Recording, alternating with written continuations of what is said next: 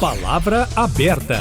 Olá, ouvinte, olá, internauta. Em caráter de urgência, a Câmara dos Deputados deve votar na terça-feira o projeto das fake news. A proposta pretende estabelecer regras para as redes sociais e impedir o compartilhamento de notícias falsas. O projeto de lei institui a Lei Brasileira de Liberdade, Responsabilidade e Transparência na Internet, prevendo uma série de medidas e responsabilidades, principalmente para as grandes provedoras de internet. Entre os principais pontos estão proibição de contas falsas, proibição de contas automatizadas geridas por robôs, limitação do alcance de mensagens enviadas, suspensão de contas de usuários que tiverem contratos encerrados por operadoras de telefonia, proibição de que contas governamentais ou de pessoas de interesse público, como políticos, bloqueiem outros usuários e criação de sede e manutenção de representantes de provedoras das redes sociais no Brasil. Para debater o assunto, eu, Kátia Pereira e Eustáquio Ramos, estamos recebendo agora no Palavra Aberta, um deles, por meio de videoconferência, é o Thiago Belotti, falando com a gente direto de Lisboa,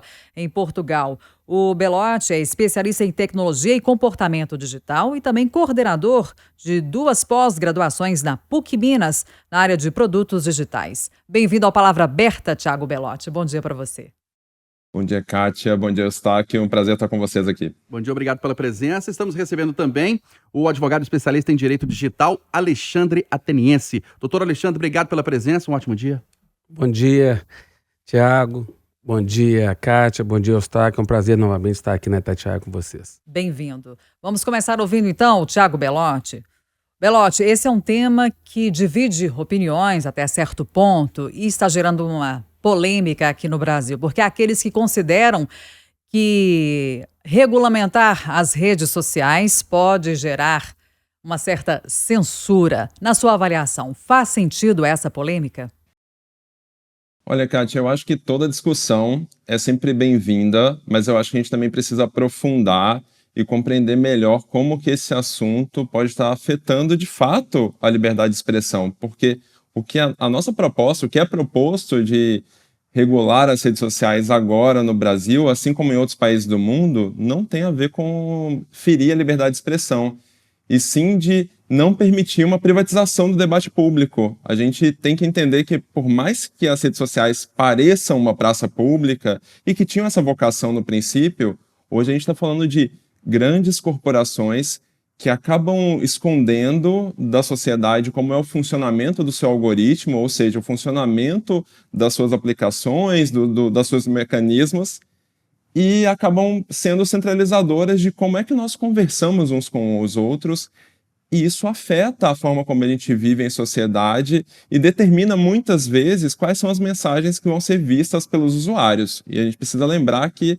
a gente está falando de redes sociais, normalmente, principalmente as bigs, que alcançam bilhões de pessoas no mundo inteiro. Então, assim, não é uma questão de limitar a liberdade de expressão, e sim da gente ter transparência, clareza e regras, assim como a gente tem em vários outros mercados que afetam a nossa sociedade, o bem-estar social, como alimentos, bebidas, remédios, todos são mercados regulados. E as redes sociais estão nessa lógica. O que acontece é que é muito novo para a gente, porque todo esse impacto é muito novo. A gente está aprendendo, a discussão é válida, mas eu acredito que sim, regular, assim como tem acontecido em outros países, é benéfico para a sociedade e para o Brasil. Ô, Thiago, mas já não existem muitas leis no Brasil? Elas não têm que ser cumpridas em vez de criar novas? Eu sei que sim, a gente tem muitas leis, né? A gente já tem aí o Marco Civil da Internet de 2014, mas ao mesmo tempo tem várias questões que não são tratadas nas legislações vigentes, e ao mesmo tempo a gente precisa não só criar essa lei, mas também criar outros tipos de mecanismo. Então, essa que vem sendo chamada de PL das fake news, que vou abrir o parênteses para falar que não é um bom nome, né? Porque acaba levando a discussão apenas para um lado e às vezes polarizando essa discussão. É uma regulação mesmo das redes sociais. Ela não tem só esse caráter de trazer as diretrizes, ela também traz, por exemplo, a necessidade da educação nas escolas, da alfabetização digital nas escolas e também de criar um órgão regulador que tenha não só a competência, como também a capacidade de fazer isso, né? Porque hoje a gente não necessariamente consegue fazer essa regulação, esse controle das redes sociais com os órgãos que a gente tem. Alexandre Ateniense, do ponto de vista legal, também repetindo, né, essa pergunta que o Eustáquio fez. Nós temos uma legislação já suficiente ou ela é incapaz de alcançar os efeitos das fake news hoje? Olha, como advogado de direito digital que utiliza diariamente em defesa dos clientes a legislação atual brasileira, eu acho que ela precisa ser aperfeiçoada. Conforme dito, nosso Marco Civil da Internet é uma lei exemplar, mas foi criada em junho de 2014, mas não afetou situações que nós convivemos aqui no Brasil depois, como, por exemplo, nas eleições de 2018, com aquela questão do disparo em massa de WhatsApp durante a campanha eleitoral, que agora está sendo tratado nesse PL. E, então, é natural que um mercado tão tecnológico e, ao mesmo tempo, com tanta lucratividade, seja regulado, sim, após praticamente 10 anos desse marco inicial. Então, eu sou amplamente defensor de que a regulamentação deve existir. Concordo com o Tiago que essa defesa que as grandes plataformas têm de dizer que vai afetar a liberdade de expressão não tem nada a ver. O que as grandes plataformas estão interessadas é no maior número de cliques possíveis para poder gerar receita, porque nós temos que entender que são as maiores empresas de marketing digital do mundo e são muito bem sucedidas com o que fazem. Eles não têm compromisso com a verdade. Eles não têm compromisso com o cumprimento de ordens judiciais no Brasil. Eu A experiência do senhor revela isso? Totalmente. Eu tenho um caso, por exemplo, que é o caso mais antigo do meu escritório, de uma vítima aqui de Belo Horizonte, que sofreu ofensas. Pasme você. Você lembra do Orkut? Claro. Então, esse processo tem 18 anos. Ela recebeu uma indenização, mas ela nunca conseguiu identificar quem foi o agressor, porque o Google simplesmente ficou 30 meses para cumprir uma ordem judicial e, pasme você, dizendo nos autos que não tinha condições tecnológicas para revelar quem que era de qual que era o provedor de conexão que deu acesso a esse agressor via para a internet. Sabe o que eu juntei na defesa? Uma foto do Boeing 767 do presidente do Google que veio aqui, que a sede do desenvolvimento do Google tecnológico é Belo Horizonte, para dizer, peraí, mas se ele veio dos Estados Unidos até Belo Horizonte para conhecer os desenvolvimentos dos sistemas, como é que esses não têm condições tecnológicas para poder responder uma ordem judicial? Isso demorou 30 meses. Então, mentem descaradamente. Tudo que é possível para poder, como o Tiago falou, não abrir a público qual é a metodologia, o modelo de negócio, os algoritmos, eles vão fazer, porque isso seria prejudicial ao negócio deles, que é lucrar com os cliques, lucrar com o engajamento. Então não querem prestar conta à sociedade e, se por acaso resolvem cumprir ordens judiciais muito tardiamente. Eu estive recentemente num debate com a superintendente do TSE durante as eleições e eu perguntei: as plataformas digitais ainda continuam fazendo resistência no cumprimento das ordens judiciais durante a eleição? Ela falou assim, demais. E a pior delas é o Google através do YouTube. Então, chegou o caso do ministro Alexandre Moraes fixar uma multa de R$100 mil por hora na época da efervescência da campanha eleitoral. Tudo porque ainda prevalece esse comportamento de descaso, desafiando o governo brasileiro, o poder judiciário, de dizer, em outras palavras, aqui nesse mundo, essas plataformas digitais, quem manda sou eu e o que vale aqui são os meus interesses comerciais. Belotti, perdão, Eustáquio, Belotti, a gente tem, no meio dessa polêmica aí, entre os críticos, os provedores de internet, mas a gente tem também autoridades, nós temos usuários que questionam o projeto das fake news. E aí, como que a gente pode interpretar e faz algum sentido também a reação desses grupos que eu acabei de citar em relação a essa proposta? Olha, eu acredito que, como eu falei antes, é sempre importante levantar os contrapontos, é uma proposta que afeta, de fato, muitas pessoas, empresas, instituições. É fundamental numa democracia que a gente tenha o debate, mas, ao mesmo tempo, esse debate ele precisa ser construído em torno de questões que tenham evidências práticas, que realmente faz sentido, né, e que a gente possa examinar com cuidado cada uma dessas questões, porque os principais contraditórios, né, as principais questões que as pessoas têm levantado não se sustentam mesmo a partir da proposta que está sendo levantada. Acho que vale a pena, inclusive, dizer que o Brasil não é o precursor nessa legislação, né? A gente está vindo, inclusive, de um aprendizado da legislação europeia que está sendo discutida desde 2020 Pois é, e que tem sido amadurecida, em né? que nível que o Brasil está no debate quando comparado aos países da Europa? Então, a gente está num nível realmente bem inicial, né? A legislação europeia já está para ser aplicada a partir do ano que vem. A gente tem uma novidade agora, recentemente, com mais regras e mais rigidez em relação às Big Techs, né?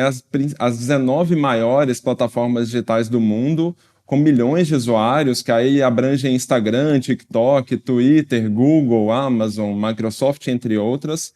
E uma das coisas que estão sendo trazidas agora, e que até tem a ver com que uma coisa que o Dr. Alexandre falou, é da abertura do algoritmo. Então, assim, uma das regras que estão sendo colocadas pela União Europeia é que essas empresas vão ter que abrir o algoritmo desses aplicativos, dessas plataformas, a partir do final desse ano, para que especialistas em tecnologia da União Europeia possam examinar esses algoritmos e ter, de fato, a clareza de que ela segue as diretrizes que evitam determinados riscos. Então, a gente está avançando nesse diálogo no Brasil, a gente está avançando na legislação, mas é importantíssimo que esse debate seja feito de uma forma saudável e baseado, de fato, em argumentos sólidos e verdadeiros, né? Doutor Alexandre Ateniense, do ponto de vista legal, a gente está falando muito aqui do enquadramento, da punição das grandes plataformas, das redes sociais. Mas e o usuário lá, o cidadão que espalha uma fake news, que atenta contra a honra das pessoas? Ele não tem que ser punido também? Evidente, e nesse caso especificamente, Eustáquio, eu acho que nós temos legislação suficiente para punir os infratores.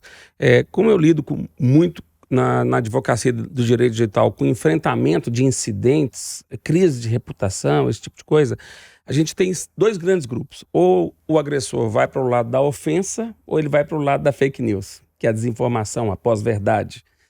E interessante que agora, nesse projeto de lei, existe não a criminalização das fake news, mas existe a punição maior, sobretudo se essa desinformação ela é divulgada nas plataformas digitais com o emprego de algum investimento financeiro para poder potencializar o alcance. Uhum.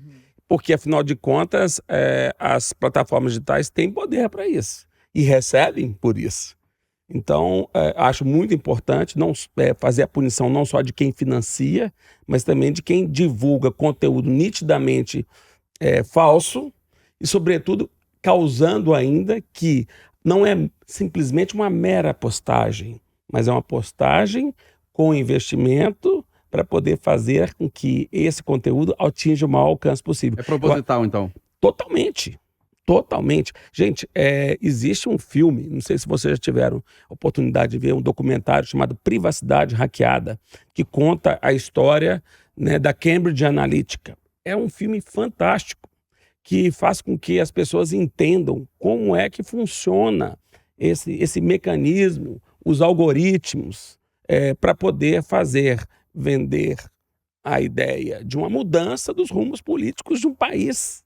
Isso aconteceu com o Brexit, né, a saída do Reino Unido, participação direta, comprovada no documentário, com financiadores da Cambridge Analytica, e na eleição do Trump, onde chegaram a ter dezenas de referências de todos os cidadãos americanos. Com qual propósito? Um propósito político. Então, investidores pagaram para isso, para poder manipular, através das grandes redes sociais, os interesses de um país. Será que isso não pode ser regulado? Óbvio que deve ser regulado. Ô, Thiago Belotti, você que é um homem mergulhado, né, nas redes sociais, nas tecnologias, a gente está falando aqui de críticas que dizem respeito à possibilidade dessa regulamentação atingir a liberdade de expressão. Esse é um ponto. Agora, uma possível regulamentação, na sua opinião, que é mergulhado nesse assunto, não pode coibir as pessoas de até usar as redes sociais, usar as novas tecnologias, porque a gente está no mundo digital, no mundo tecnológico. A pessoa fala assim, é tudo regulamentado, tudo cheio de regra, cheio de punição. Eu não vou nem entrar, não. Você não acha, não? Não, Eustáquio, eu acho que não. E eu acho que, assim, junto com toda essa lógica de punição e de responsabilização, é fundamental também a gente se lembrar que esse projeto de lei está propondo, em um dos trechos, a educação nas escolas, que eu acho que não deve ser só nas escolas, né? A gente está falando de uma alfabetização defendida pela Unesco a nível mundial, que é a alfabetização digital, porque a gente acredita que as pessoas, só por terem acesso à internet, às redes sociais, já são alfabetizadas digitalmente, e isso não é verdade. Existem níveis de alfabetização digital e o acesso é o primeiro deles.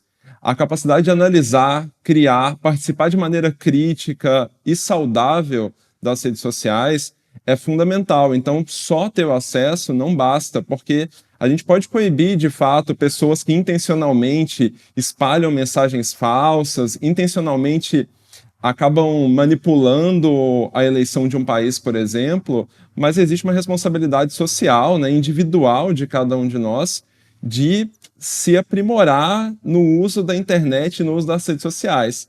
Eu costumo brincar que nós hoje vamos ser chamados no futuro de primitivos digitais, porque a gente realmente está no início dessa discussão do uso e da nossa maturidade no uso dessas ferramentas.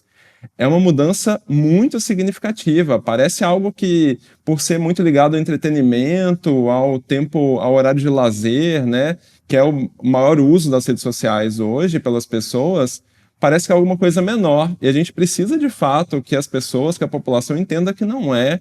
É algo muito relevante, principalmente para um país como o Brasil, que é o país que está na ponta dos países que mais utilizam redes sociais do mundo.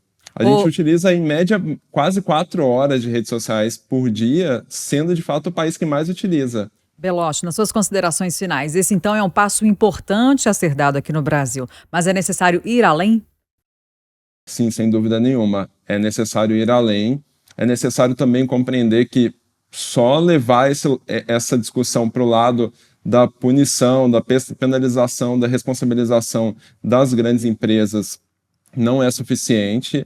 A gente também precisa compreender que as redes sociais, a internet, a tecnologia, de uma maneira geral, veio para alavancar a nossa qualidade de vida, o nosso bem-estar social. Eu sou um defensor da tecnologia como alavanca de bem-estar social e a gente precisa focar nisso, né? Então, mais do que discutir, de fato, a regulação, que é super importante, é aquilo que a gente pode fazer para que as redes sociais e a internet continuem fazendo aquilo que elas foram criadas lá atrás, né? Um dos criadores da web, o Tim Berners-Lee, ele fala frequentemente a respeito desse assunto, de como que ele gostaria que a internet e as redes sociais caminhassem de novo para esse lugar, né? De ser alavanca de bem-estar e não para que a gente esteja discutindo aqui questões tão graves, tristes e que estão manipulando o futuro das pessoas, dos países, a custo de lucro de grandes organizações, né? Doutor Alexandre Ateniense, um minutinho na resposta final do senhor.